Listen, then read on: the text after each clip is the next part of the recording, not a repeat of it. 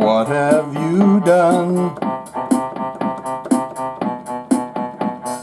Hey, little Wolfgang, who's the only one?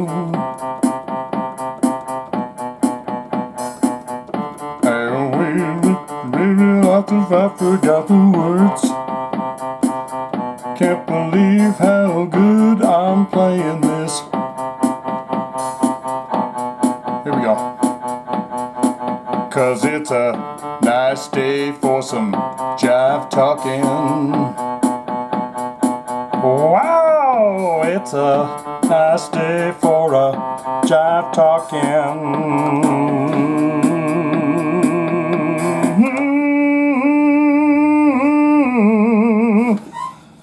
All right, well, God, I couldn't believe how good I was playing that freaking piano bit. Because I was going to do White Wedding. We're doing Wolfgang here. Welcome to the episode 93, Jive Talkin of Shane Diablo. Got stories lined up, news stories of the week, heavy and hard rock news stories of the week. You got Chubby Cheeks here. You got Chubbs, the little chub man, Wolfgang Van Halen. We love him. He's just so damn sweet and cute with them chubby cheeks. And I was trying to do the tune White Wedding, right? But I don't know how to do any of this on the keyboards or anything. And when that started to come together, I went, that damn near sounds like White Wedding, which I had set up to do this first story. Join me on this fine, fine journey, on this fine, fine day, for some stories and some fun, and your comments at the end. Wolfgang, there he is. By God, it's almost a mugshot, almost, but he's getting married. Wolfgang Van Halen's wedding to be held in October. I mean, he's found himself a wonderful young lady. Wolfgang Van Halen, the 32-year-old son of Van Halen's legend Eddie Van Halen, spoke to Extra Billy Bush about his wedding plans and his fiancée, Andrea Alsop. Someone Google her. How's she doing? Andrea, is that right? Andrea, Andraia, Andrea Alsop, as they get set to tie that knot in October, noting by the time we get married, it'll be 7 to 8 years together. So have they broken the vow? Making love and stuff like that? I don't think you can be with, I don't think you're not supposed to do that before marriage.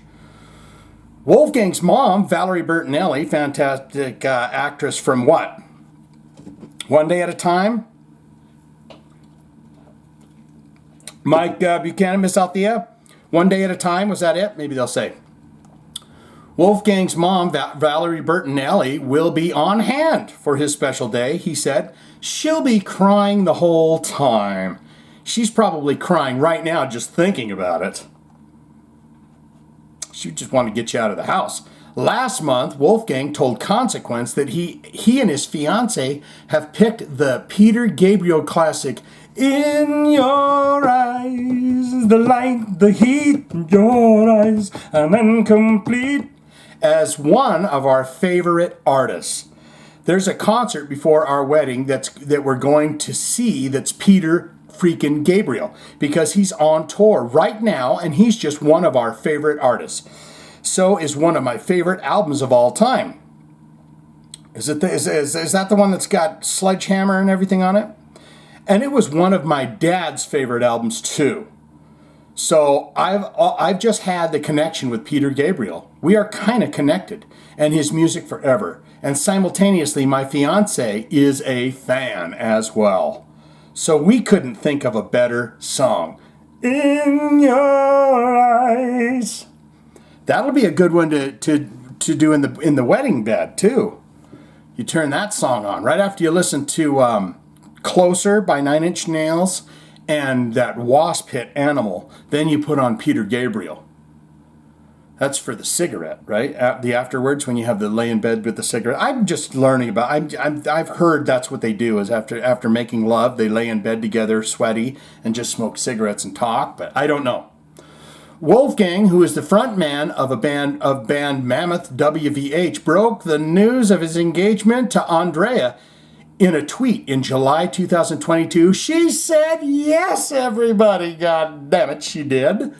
He captioned and a selfie of himself and his fiancée. So he's not keeping her like on the down lows, he's showing her off. Andrea and Wolfgang, who have been a couple since December 2015, attended the 64th Annual Grammy Awards together in April 2022.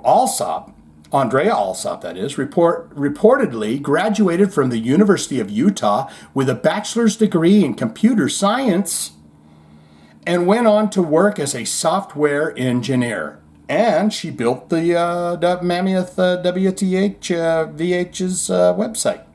No, she didn't do that. Alsop has an Instagram account exclusively for her photography. In it, she documents photos from Van Halen concerts. In 2021, Wolfgang spoke to People magazine about his tight-knit relationship with his mother, Valerie Bertinelli, and how the grief I had a crush on her, by the way, on that show One Day at a Time. I had a huge crush on her. And the grief following the death of his father, sorry not to bring that whole bit down, brought them even closer. My girlfriend, now my fiance, and I pretty much go over to my mom's house every day to see her and play with her cats, because she's got lots of cats that we just love. I think a lot of people don't understand how sarcastic our relationship is. He added about his mother. One time, she burnt onion rings, and I had a great big bowl of them, because I used to scream at her, I want onion rings, Mom. And it's like she has a cooking show, so I just made fun of her for it. I asked her if I could post it. We get in GIF battles all the time on Twitter. Sarcasm is our language, and that's how we communicate. Mammoth WVH released its sophomore album number 2 on August 4th via BMG. The 10-track record was recorded at legendary 5150 Studios, Van Hagar, of course, and was produced by Wolfgang's friend and collaborator, Michael Elvis Basket. We wish him all the best. I mean, let's give him a little kiss. I kiss my laptop. There you go. We give him a little kiss on the lips to say congratulations. Here's another guy you might want to kiss on the lips, Freddie Mercury. Look at this. Not now. He's in a different realm. But I saw this, and I'm wondering if it's when they say that Freddie Mercury's Bohemian Rhapsody piano. I'm wondering if it is like the piano that he plays on the big concert they did. What was it called? The Life Festival, remember, back in the 80s? So I wanted to read this story. Freddie Mercury, can anybody find me? Freddie Mercury's Bohemian Rhapsody piano sells at auction for $2.2 million. It's just not as neat if it's not billion anymore, right? Remember when you used to hear the word million? Remember when Dr. Evil's $1 million? I mean, I guess even in that movie they made the joke, million, that's all you want is $1 million? It's just weird. I want to see trillion. When am I going to see a trillionaire on this goddamn planet? That's what I want to know. A baby grand piano that once belonged to Queen frontman Freddie Mercury sold for over 1.74 million pounds, which is 2.2, because our money's better than your bleeding bloody money, 2.2 million American dollars at the Sotheby's auction Wednesday, September 6th. Bought in 1975 and imported to England from Japan. The Yamaha G2, which used to complete the band's iconic song Bohemian Rhapsody, was among dozens of items to go under the hammer in this first of 6 auctions dedicated to the late singer private collection of some 1,400 possessions. Remember that lady that was living in the house? She wanted to get rid of all the shit because he left it all to her, and she doesn't want the house and all that mucking around anymore. A handwritten draft of Bohemian Rhapsody that revealed Mercury initially titling the song Mongolian Rhapsody was sold for $1.7 million. The items which were put up for sale by Mary Austin, that was his friend, Mercury's close friend and former partner. Hello, I'm Mary Austin. Oh yeah, just get all this out of here. Oh, I need more space for my artboards. That's what that is.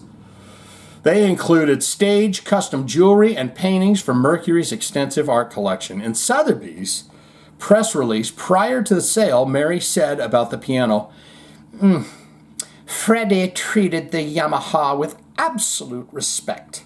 He considered it to be more than an instrument. It was an extension of himself, his vehicle of creativity. He would never smoke at the piano or rest a glass on top the piano. It would ensure nobody else did either. Believe you me, I tried a time or two to put a plate of nachos down on that son of it. The piano was always pristine. Other Queen song Mercury used the piano to write includes Don't Stop Me Now and Somebody to Love.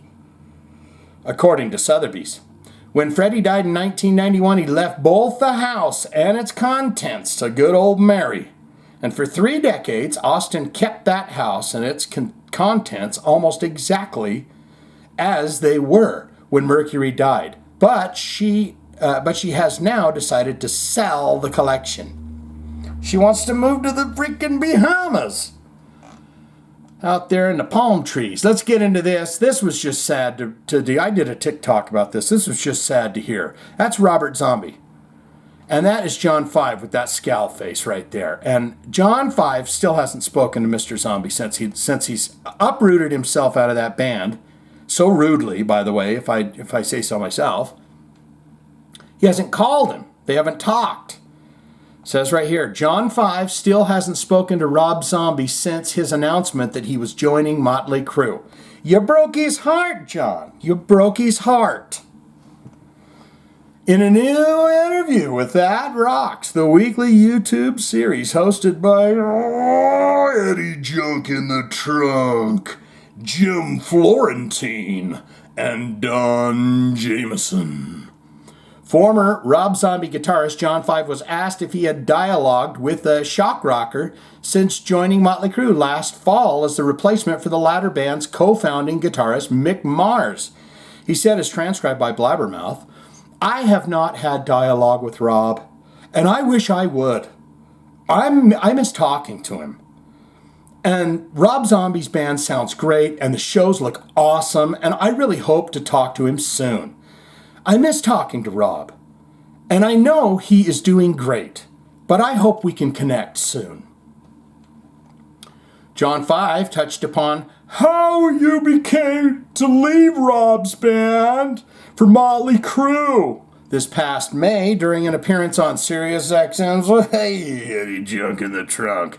At the time, he said, well, I've been friends with Nikki Sixx, Motley Crue bass player, and Tommy Lee, the Motley Crue drummer, forever. Forever. And ever and ever. I'm so close to Nikki, we talked like probably 80 times a day for a decade.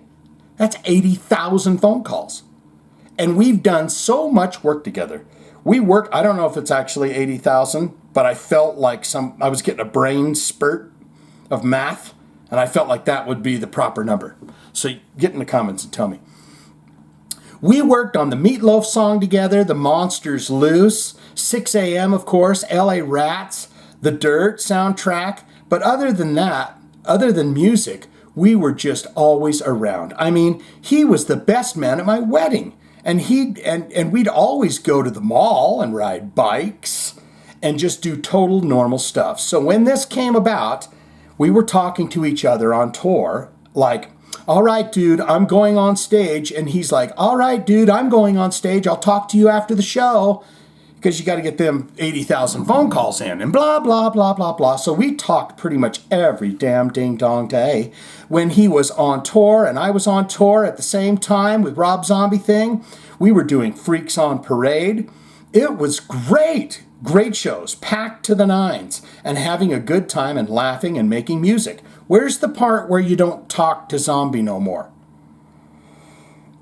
And the tour ended. We went home. Actually, I went to do some Creature shows, me and my instrumental thing, and Motley was finished. They were off tour, and I was still doing some shows. And Nikki called and said, listen, Mick is going to retire, and we have this obligation to Live Nation. We have South America booked. We have Europe booked, and we want to go on. Would you want to come on board?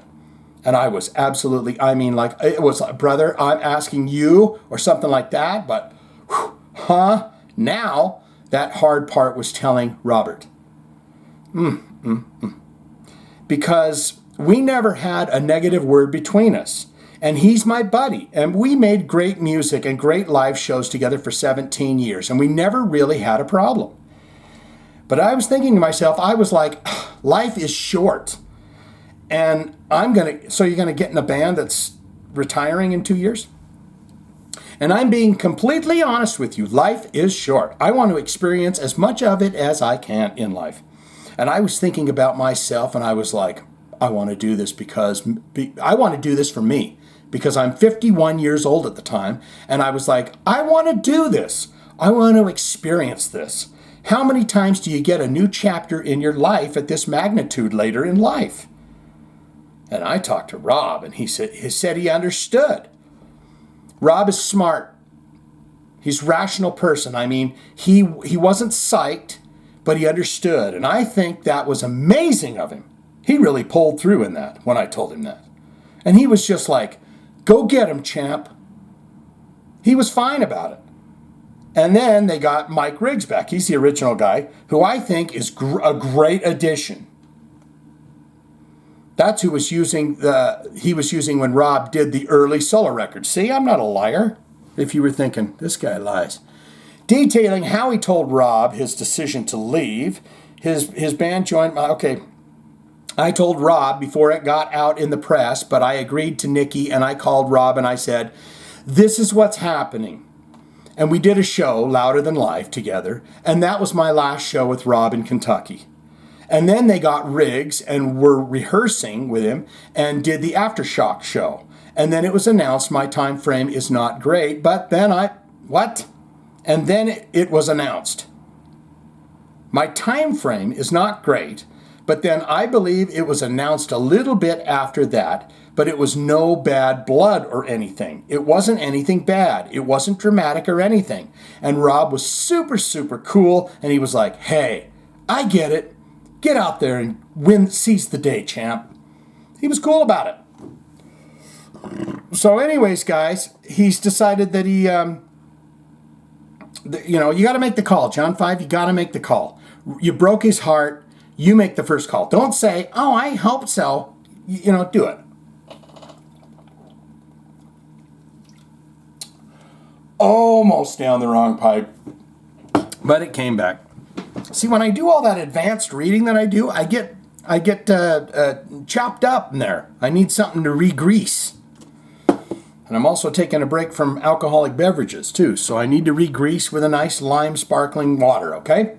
Let's get into this because I demand to know what's happening with Kiko.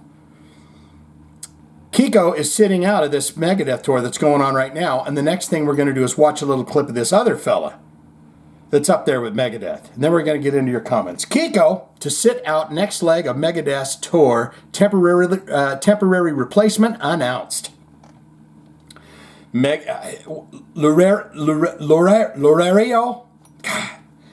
Megadeth guitarist Kiko will sit out the next leg of the band's Crash the World tour in order to stay home with his children back in Finland. Oh, well, that's something.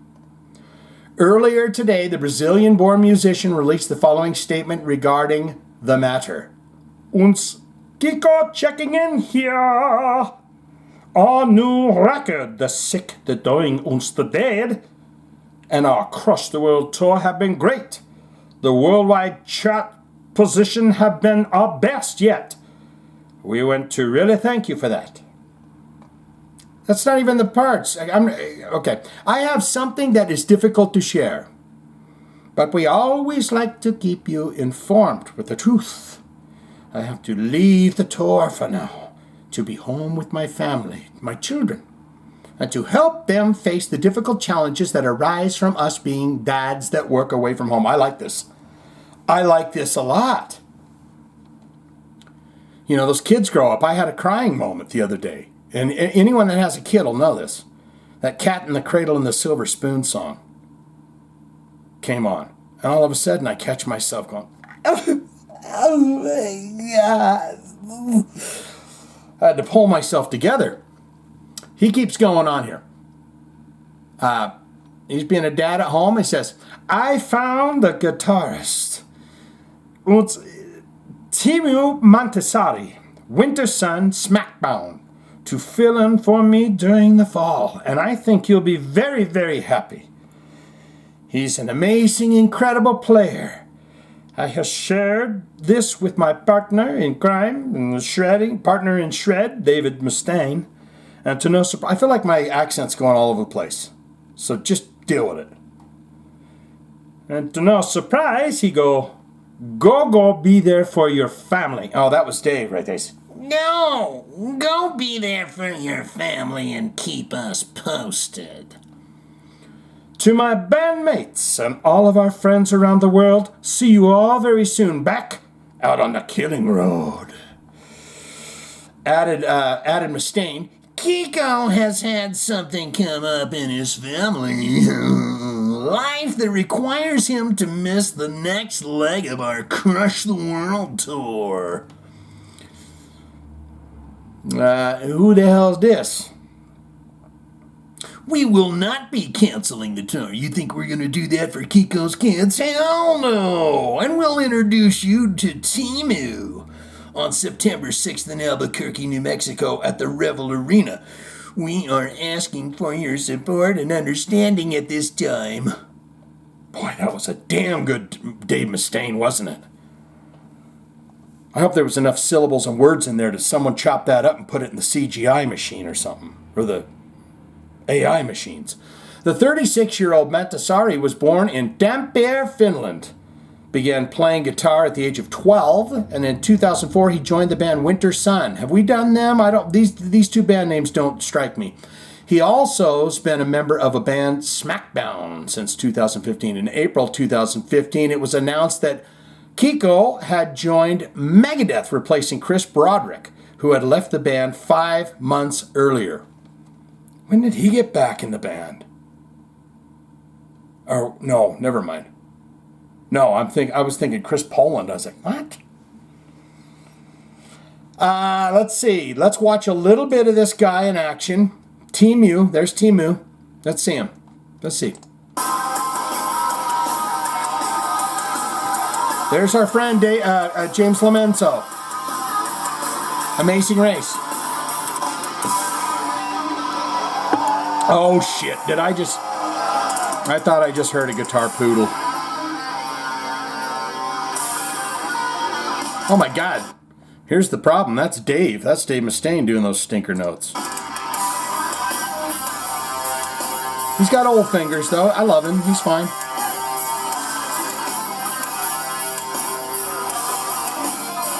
Come on, double it up. Give it over to Timu. Hey. They just keep showing freaking Dave Mustaine. I want to see Timu. There's Timu. Here he goes.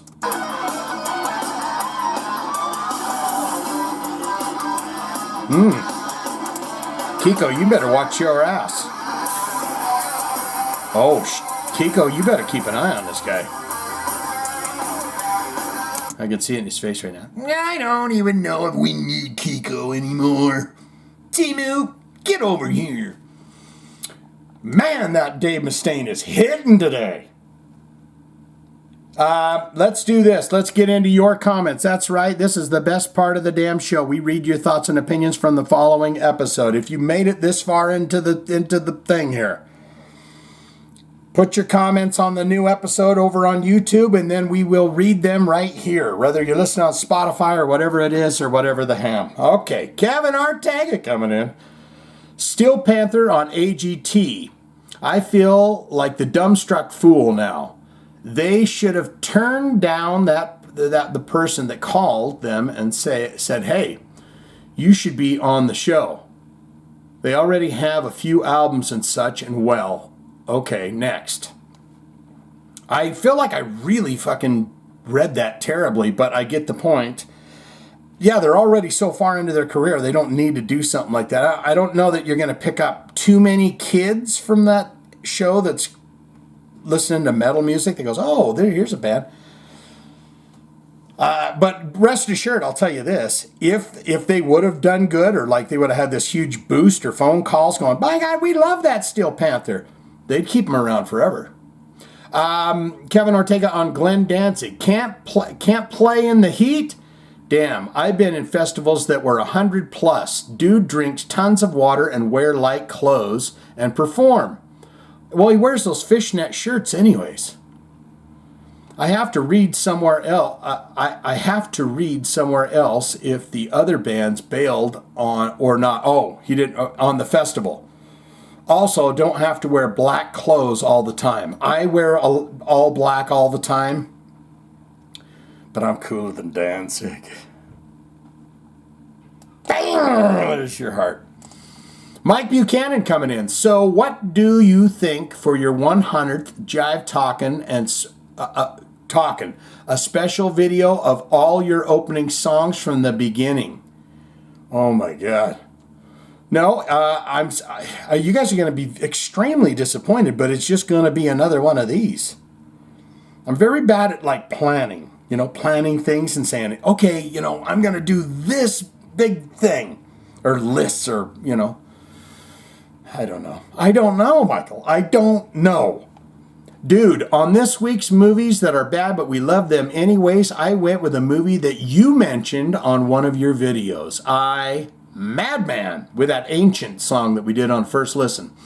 No, it's not a movie with Frankenstein in it. This is horrible 80s horror movie about a killer that comes to life from a novel. Have I seen something like that? And in order to win the love of the lady who opened the book, starts killing. So bad actors, bad script, bad special effects. It sounds wonderful. Yep. Right up my alley. If this is your kind of thing, go check it out. You got to come up with a snappier ending. I've told you this before. Just like Geordie LaForge when he was on Reading Rainbow. He said, but don't take my word for it. You got to come up with the last line that hits them. Still Mike Buchanan here. I was very surprised to see Steel Panther on AGT, not really understanding that move for the band. Since they have but like one song they can actually play on TV, they were very limited. So you think they were not too sure about their career and had to go beyond AGT? To myself, maybe they should rethink the lyrics of the songs they are making. What they are doing can only go so far. 100%. You've already pigeonholed yourself when you say we got the 80s look. That's it. This is us. We put the wigs on and all that. And then you go, and now we're just singing the dirty tunes. They could be, but what do I goddamn know about it? They make more money than I do. They're out there loving their lives. So what do I know? Hey, still Mike Buchanan. Hey, Danzig, suck it up and do the show. Yep. And dump ice water in his face, I'm thinking it was today that most people knew that the band is named UDO, not Udo. But anyways, the latest album, Touchdown, is really good. Even with the silly touchdown lyrics. Yeah, we did the video, right? And it's actually a football tune. One of the heaviest and fastest Udo songs to date. I agree, it was good. Mike Buchanan says, yep, grunge was a fad. All of those big bands came from one city. Yeah, one tried to emulate, others tried to emulate but failed. Weird to see hair bands try to be grunge to survive. I don't know that they went so much grunge. I mean, some of them did, but there was a huge shift in the look. Right after grunge came, they're like, we can't be ratting it and putting the lipstick on all the time. Mike Buchanan, Tinley Park is a suburb of Chicago. It's southwest of the city. And those ends your geography lessons of the day. Disturbed seem to be everywhere all of a sudden. Good for them to get that award and get to damn business. They better, I saw that they played another concert. They need to open on time. They don't fuck around in Tinley Park, right? And now your Jive Talkin jokes of the week. My God. I told my wife I absolutely love Worcestershire sauce. She asked what's so special about it. It's hard to say, I said. I can ain't right about that. I heard a great joke. I'm going to tell it to you right now. You tell it to somebody, okay? I'm cutting in with a joke. I saw this on TikTok or somewhere. You walk into the room and you say, did you hear about that actress that was stabbed? And they say, and then you start going, Reese, and then you get them to say, Witherspoon? And you say, no, with a knife. So, try that one out. I was in a taxi the other day, and the driver said, do you mind if I put some music on? I said, no, not at all. He said, Kiss? I said, let's listen to the music first and see how we feel. Yeah, that's a good one. That's solid.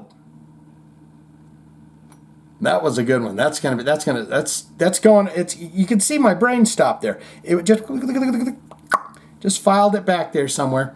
I was in a okay. Yeah, and then my brain farted.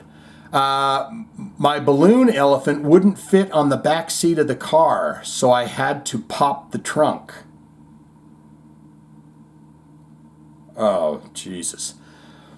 Interviewer. How do you explain this 4-year gap on your resume? Me. That's when I went to Yale. That's impressive. You are hired. Me. Thanks. I really need this job. Okay. And finally, my wife and I always fight over the right way to hang the toilet paper roll. So our therapist suggested we try the other person's way for a week. You know, role reversal. Okay, that died on me. I my brains. Role reversal. Oscar coming in. There's your heart there, Mike. Thank you. Oscar coming in. Does anyone know what the hell smooth up in ya means? I never took the time to read all the lyrics and harder to decipher words than a Vince Neil live concert. You know what that is, Oscar, what he's talking about. Okay?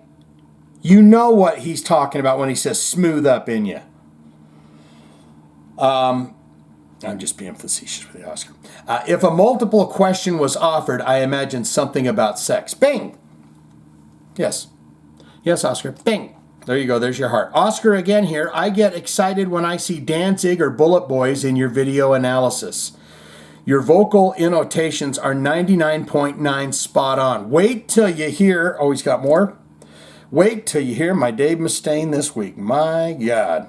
You could clip that up and put it on some kind of video of some sort. I flew back to the Midwest last week to help Ma and Pa with some tasks. I went to the liquor store to get some medicine, a case of Budweiser. The young kids at the store had Mother cranked up.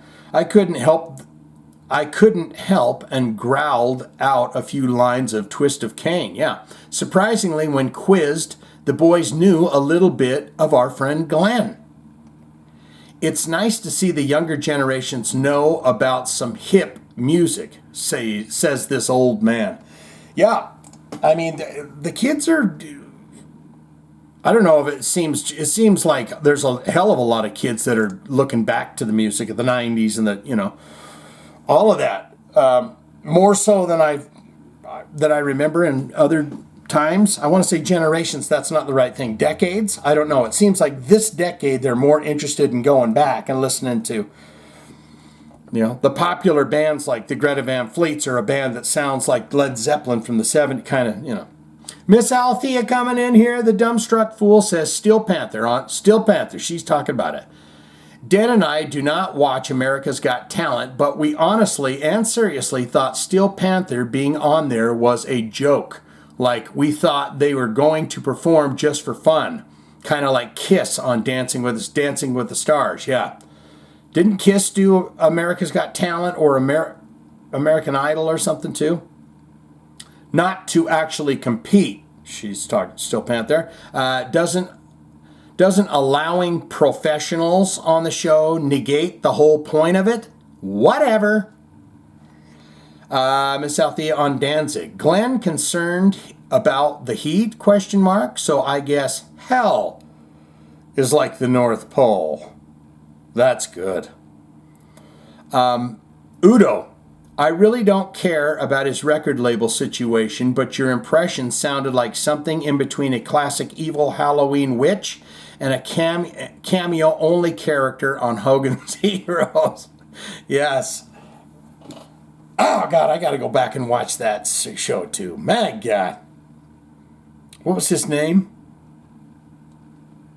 That guy that was murdered and all that, the guy that was on Hogan's Hero. God, we got to go back and investigate all that, too. His name's right there.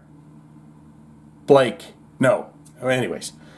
Miss Althea on Jeff Tate. I am cashing in for my Diet Coke because I know the song you riffed on during this piece was Black and Blues. Do what you want to do. Do what you want when you want to get crazy. Oh my God, you're good. From the Nasty Nasty album.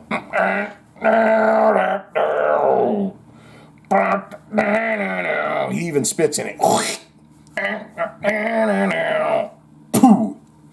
Yeah, go listen to Black and Blues Nasty Nasty. Their best, in my opinion, and still one of my all-time faves from the era. I 100% agree.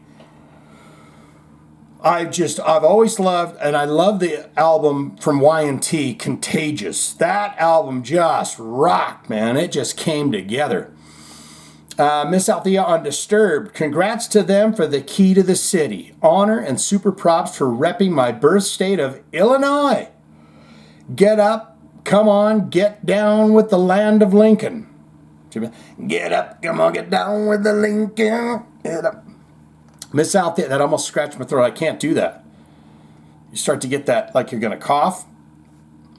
Yet my Dave Mustaine flowed like butter, didn't it?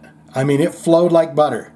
It was almost like the universe wanted me to have that. Wanted me to have that moment. Miss Althea, I would like another Diet Coke for knowing who Sig Sputnik is. Yes. A former friend was a huge fan, and she drove me insane with the song Love Missile F111, when the video was on regular rotation. Oh, God, I want to hit a little bit of that, give everyone a taste. But I'm afraid that, I don't know how to spell that. Sig Sputnik. Oh, yeah. Love Missile. Here we go. Come on. You guys have heard that. Shoot it up. All right, that's all we're doing, guys. That's all we're going to do because they'll ding this whole they will ding this whole video for a lousy 30 seconds of Metallica or whatever. MB coming in, new commenter. MB, Danzig is such an angry little man, and yes, he is. This dude that goes around, I feel bad for these people that are filming him at festivals and all of this shit, because they're going to get hit. He's got this little goon that literally goes around and dings everyone's videos. Everybody's videos. It's insane. Miss Althea, there's your heart. That was fantastic. You're getting a thumb too. And MB, there you go. Let's see. Oh, Mark L's coming in. Interesting stuff. I wonder if Behemoth went ahead and played. Well, I think Kevin was saying that he couldn't find anything on that. I'll be checking out Touchdown for sure. I think that's Udo's haircut. I think that Udo's haircut is cooler than bald. Okay. Just looks like moss or something, when it's just long enough and it's not sticking up, it just kind of looks mossy. Everybody's doing bald, and that's true. Steel Panther, we've got to bring back the Gallagher, the Robin Crosby look. Steel Panther on AGT ? No, I didn't. I don't think so. I bailed on Reich after Empire, not for grunge, but for extreme metal. Was with Disturbed from day one. Give them the keys, and yes, the corporate venue names are shit. Yep, fantastic. Man, I wish we could end this whole shenanigan fest with a little bit more suited up. But I know they're just this. Nope. So we're going to let it fly. We're going to let it fly like an angel. Let's see. Oh. Let's do a tone.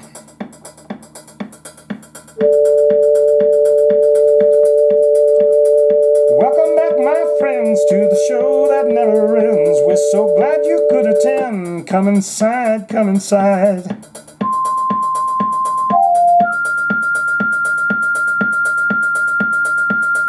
Jive talking with your best friend. Getting naked with your best friend. Getting in the hot tub with your best friend. Jive talking with me. Jive. Come on, baby, come on, baby, come on, baby, baby. Let's jive.